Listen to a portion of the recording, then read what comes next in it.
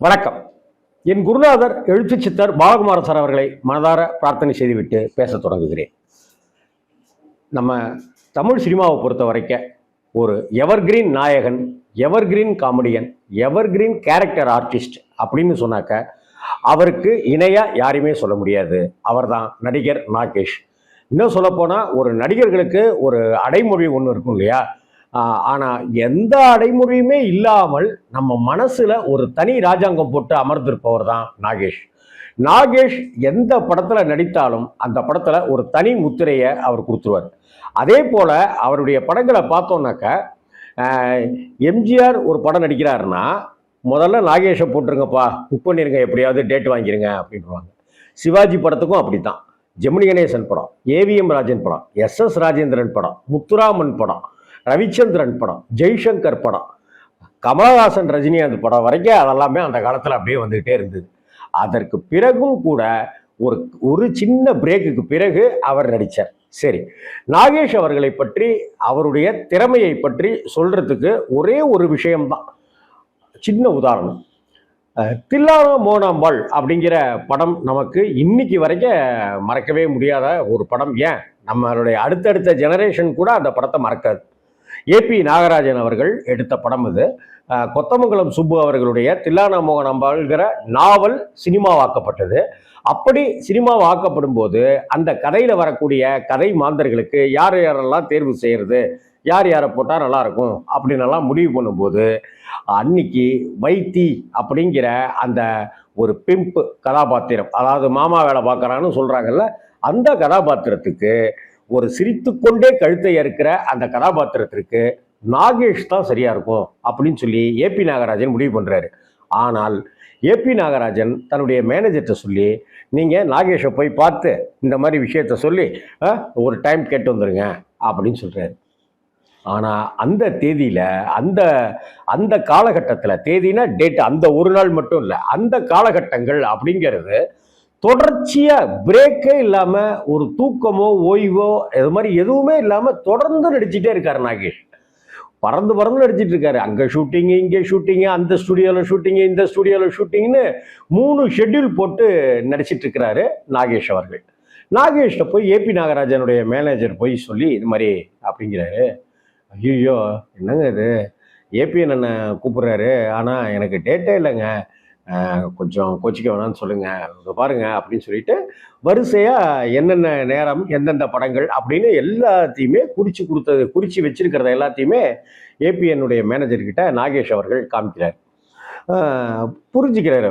அவருடைய டைட்டான ஷெட்யூலை புரிஞ்சுக்கிட்டு நேராக போய் ஏபி நாகராஜன்கிட்ட அது மாதிரி நடிக்கிறதுக்கு ஆசை தான், ஆனால் நடிக்க முடியல, என்ன செய்யறதுன்னு தெரியல, இவ்வளோ படம் இருக்குது, டேட்டை காமிக்கிறாரு, மலைப்பாக இருக்குங்க, அவருக்கு கொஞ்சம் எங்கே தான் எப்போ தான் தூங்குறாருன்னே தெரிலங்க அப்படின்னு சொல்லியிருக்கேன்.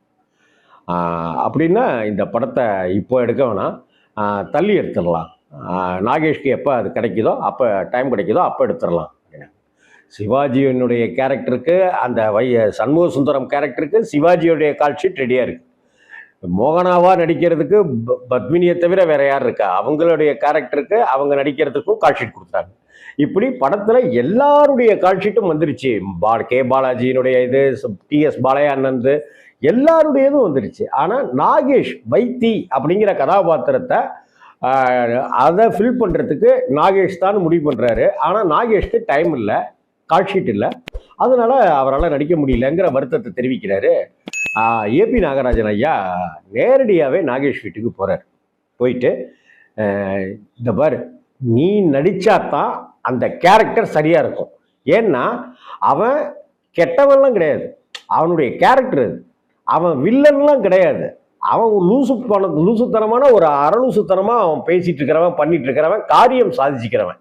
அவன் காரியம் சாதிச்சுக்கிறதுக்காக எது வேணாலும் பண்ணுவான். அவன் கத்தி எடுத்து குத்த மாட்டான், ஆனா கத்தி எடுத்து குத்துறதுக்கு தூண்டுறதுக்கு அவனால முடியும். அப்படி ஒரு கேரக்டர் அந்த வைத்தி அப்படிங்கிற அந்த சவடால் பேசிக்கிட்டே இருக்கிற அந்த கதாபாத்திரத்தை ஒன்றை தவிர யாருமே பண்ண முடியாது. நீ தான் பண்ணணும். நீ எப்போ பண்றியோ அப்போதான் நான் அந்த படத்தை எடுப்பேன், அது வரைக்கும் நான் காத்திருக்கேன் நான் அப்படின்னு சொன்ன உடனே நாகேஷ் கண்ணிலேருந்து கரகரன்னு தண்ணீர் வர ஆரம்பிச்சு. என்னன்னு அப்படின்னு, இல்லையா நிஜம்தான் அது, அந்த கேரக்டரை நான் வேற யாரையுமே யோசிக்கல. அதை நான் படிக்கும் போதே நீ தான் அப்படின்னு முடிவு பண்ணிட்டேன். உன்னை தவிர யாருமே பண்ண முடியாதியா அப்படின்னு சொன்ன உடனே வேற வழியே இல்லாமல் நமக்காக இப்படி ஒரு படம் சிவாஜி அண்ணெல்லாம் நடிக்கிறாரு, இப்படி தாமதமாகிறதா அப்படின்னு சொல்லி ரொம்ப டைட்டான ஷெட்யூல்களுக்கு மத்தியிலையும் அவர் நேரம் ஒதுக்கி அந்த படத்தில் நடித்து கொடுத்தாரு. அந்த கதாபாத்திரம் தான் அந்த வைத்தி அப்படின்னு டக்குன்னு சட்டை ஜிப்பாவை தூக்கி வேஷ்டியிலேருந்து எலுமிச்சம்பழத்தை எடுத்து அப்படி கொடுக்கறதா இருக்கட்டும், பணத்தை கொடுக்கறதா இருக்கட்டும், எல்லாரு கூடயும் காம்பினேஷன் இருக்கும் படத்தில்.